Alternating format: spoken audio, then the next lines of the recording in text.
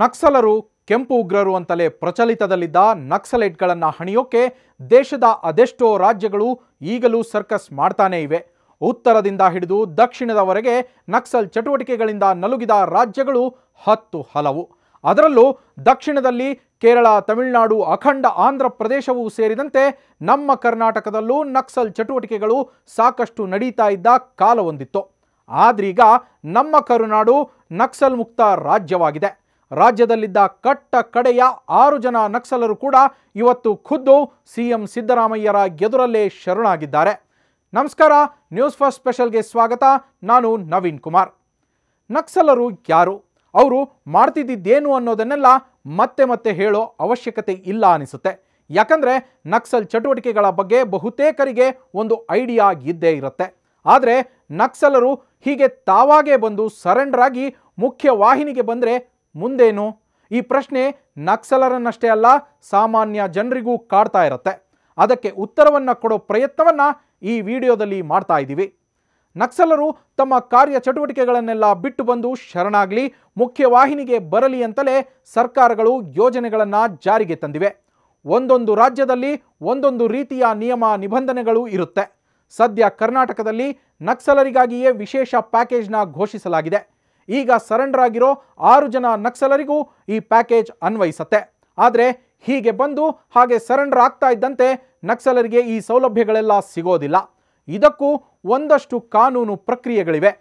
ನಕ್ಸಲರು ಬಂದು ಶರಣಾಗ್ತಾ ಇದ್ದಂತೆ ಅವರನ್ನು ವಶಕ್ಕೆ ಪಡೆದು ನಂತರ ಅರೆಸ್ಟ್ ಮಾಡಲಾಗತ್ತೆ.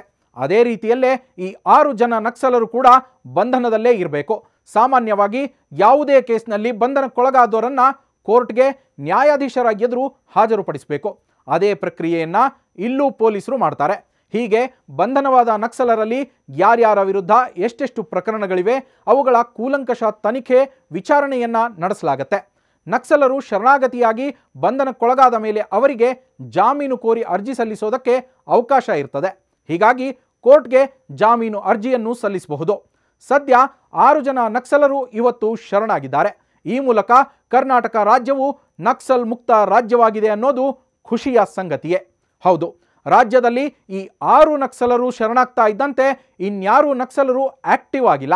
ಹೀಗಾಗಿ ಕರ್ನಾಟಕ ಸದ್ಯ ನಕ್ಸಲರಿಲ್ಲದೆ ನಕ್ಸಲ್ ಮುಕ್ತ ರಾಜ್ಯವಾಗಿದೆ. ಹಾಗಿದ್ರೆ ಶರಣಾದ ನಕ್ಸಲರಲ್ಲಿ ಯಾರ್ಯಾರ ಮೇಲೆ ಎಷ್ಟು ಕೇಸ್ಗಳಿವೆ? ಚಿಕ್ಕಮಗಳೂರು ಜಿಲ್ಲೆ ಶೃಂಗೇರಿ ಮೂಲದ ನಕ್ಸಲ್ ನಾಯಕಿ ಮುಂಡಗಾರು ಲತಾ ವಿರುದ್ಧ ಬರೋಬ್ಬರಿ 85 ವಿವಿಧ ಕೇಸ್ಗಳು ದಾಖಲಾಗಿವೆ. ಇನ್ನು ದಕ್ಷಿಣ ಕನ್ನಡ ಜಿಲ್ಲೆಯ ಬೆಳ್ತಂಗಡಿ ತಾಲೂಕಿನ ಕುತ್ಲೂರು ಸುಂದರಿ ವಿರುದ್ಧವೂ 71 ಪ್ರಕರಣಗಳಿವೆ. ಚಿಕ್ಕಮಗಳೂರಿನ ಕಳಸಾ ಮೂಲದ ಆದಿವಾಸಿ ಮಹಿಳೆ ವನಜಾಕ್ಷಿ 1992ರಿಂದ 97ರ ಅವಧಿಯಲ್ಲಿ ಅವಿರೋಧವಾಗಿ ಆಯ್ಕೆಯಾಗಿ ಗ್ರಾಮ ಪಂಚಾಯಿತಿ ಸದಸ್ಯೆಯೂ ಆಗಿದ್ಲು. 2000 ಇಸವಿಯಿಂದ ನಕ್ಸಲ್ ಚಟುವಟಿಕೆಯಲ್ಲಿ ತೊಡಗಿಕೊಂಡ ವನಜಾಕ್ಷಿ ವಿರುದ್ಧ 25 ಕೇಸ್ಗಳಿವೆ. ರಾಯಚೂರು ಜಿಲ್ಲೆ ಮಾನ್ವಿ ತಾಲೂಕಿನ ದಲಿತ ಮಾರೆಪ್ಪ ಅರೋಲಿ ಅಲಿಯಾಸ್ ಜಯಣ್ಣ ವಿರುದ್ಧ 50 ಕೇಸ್ಗಳಿವೆ. ಅದೇ ರೀತಿ ತಮಿಳುನಾಡು ಮೂಲದ ಬಿಟೆಕ್ ಪದವೀಧರ ವಸಂತ್ ವಿರುದ್ಧ 9 ಕೇಸ್ ಹಾಗೂ ಕೇರಳ ಮೂಲದ ಆದಿವಾಸಿ ಮಹಿಳೆ ಜೀಶಾ ವಿರುದ್ಧ 18 ಕೇಸ್ಗಳಿವೆ. ಸದ್ಯ ಇವರೆಲ್ಲ ಸರ್ಕಾರ ಘೋಷಿಸಿರುವ ಪ್ಯಾಕೇಜ್ ನಡಿ ಶರಣಾಗಿದ್ದಾರೆ.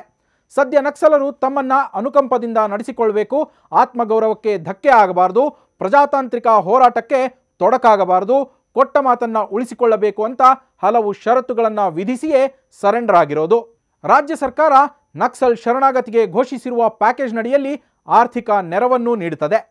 ಎ, ಬಿ ಮತ್ತು ಸಿ ಅಂತ 3 ಕೆಟಗರಿಗಳಲ್ಲಿ ಪ್ಯಾಕೇಜ್ಗಳನ್ನು ವಿಂಗಡಿಸಲಾಗಿದೆ.